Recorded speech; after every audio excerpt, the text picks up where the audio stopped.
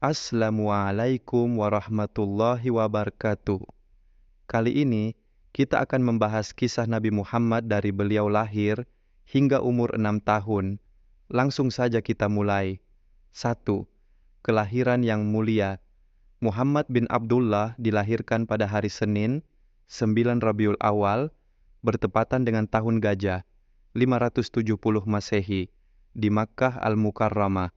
Kelahirannya terjadi di rumah pamannya, Abu Thalib, yang dikenal dengan nama Syi'ib Bani Hashim.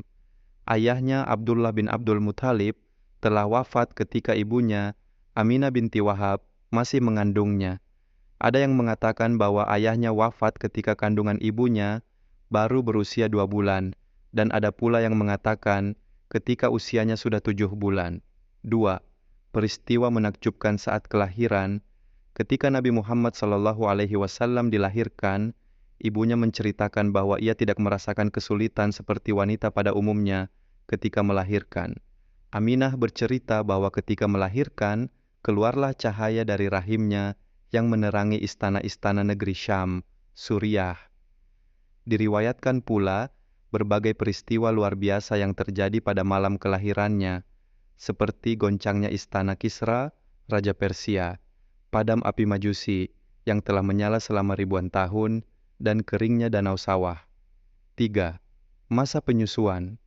Sesuai dengan tradisi orang-orang Arab Quraisy yang terhormat pada masa itu, mereka menyerahkan anak-anak mereka kepada wanita-wanita Badui di pedalaman untuk disusui dan diasuh. Hal ini bertujuan agar anak-anak mereka tumbuh dengan fisik yang kuat, berbahasa Arab yang fasih, serta terhindar dari penyakit-penyakit yang sering melanda kota Makkah. Sebelum diserahkan kepada ibu susuannya, Halimah As-Sa'diyah, bayi Muhammad terlebih dahulu disusui oleh ibunya sendiri, Aminah, selama beberapa hari. Kemudian disusui oleh Tsuwaibah, budak wanita milik pamannya Abu Lahab, selama beberapa hari sebelum akhirnya diserahkan kepada Halimah. 4. Berkah kehadiran Muhammad di keluarga Halimah.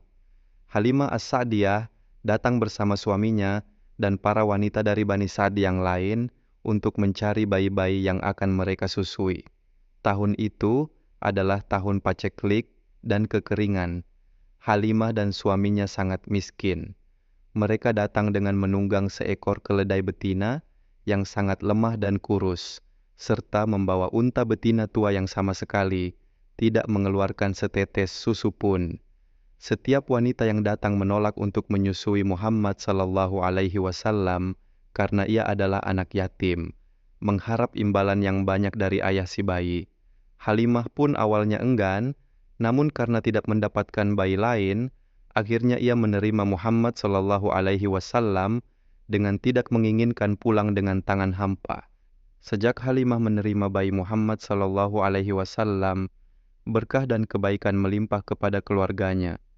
Unta betina tua mereka tiba-tiba mengeluarkan susu yang melimpah, keledai betina yang lemah menjadi kuat dan cepat, dan kambing-kambing mereka pulang dengan ambing penuh susu, sementara kambing-kambing suku yang lain kering kerontang. Tanah mereka yang tandus menjadi subur dan hijau. Semua anggota suku Bani Sa'ad menyaksikan perubahan luar biasa pada keluarga Halimah. 5. Peristiwa pembelahan dada. Nabi Muhammad SAW tinggal di pemeliharaan Bani Sa'ad selama 4 atau 5 tahun. Ketika berusia sekitar 4 tahun, terjadi peristiwa pembelahan dada yang menakjubkan. Halimah menceritakan bahwa suatu hari, anak angkatnya datang berlari dengan wajah pucat bersama saudara sesusuannya. Mereka memberitahukan bahwa 2 orang laki-laki berpakaian putih datang, menidurkan Muhammad, membelah dadanya, dan mengeluarkan sesuatu darinya. Halimah dan suaminya segera mendatangi tempat kejadian dan mendapati Muhammad dalam keadaan pucat.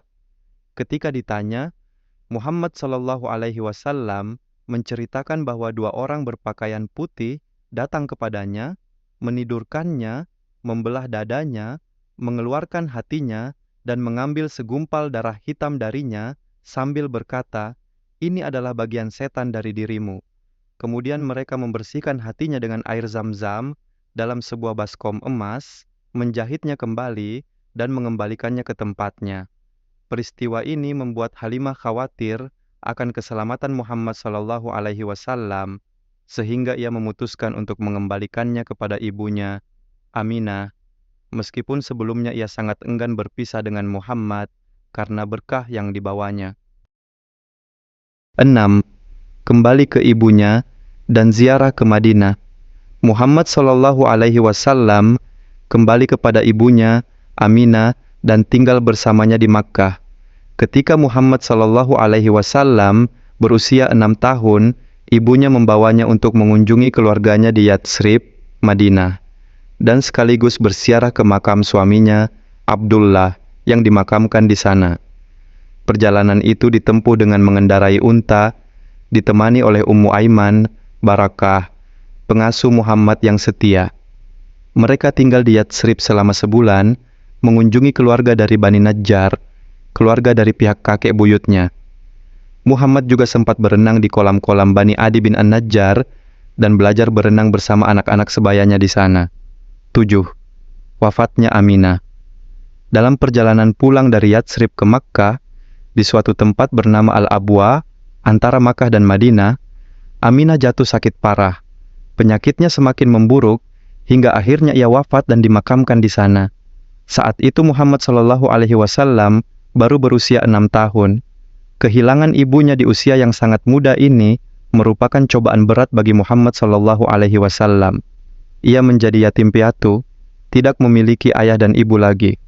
Ummu Aiman kemudian membawa Muhammad SAW kembali ke Makkah dan menyerahkannya kepada kakeknya, Abdul Muthalib, yang kemudian mengasuhnya dengan penuh kasih sayang. Peristiwa ini mengajarkan Muhammad SAW sejak kecil tentang kesedihan kehilangan, kesabaran, dan ketabahan menghadapi cobaan hidup. Meskipun yatim piatu, Allah Subhanahu wa Ta'ala telah mempersiapkannya dengan pengalaman-pengalaman hidup yang akan membentuk karakternya sebagai seorang pemimpin dan nabi yang agung di kemudian hari.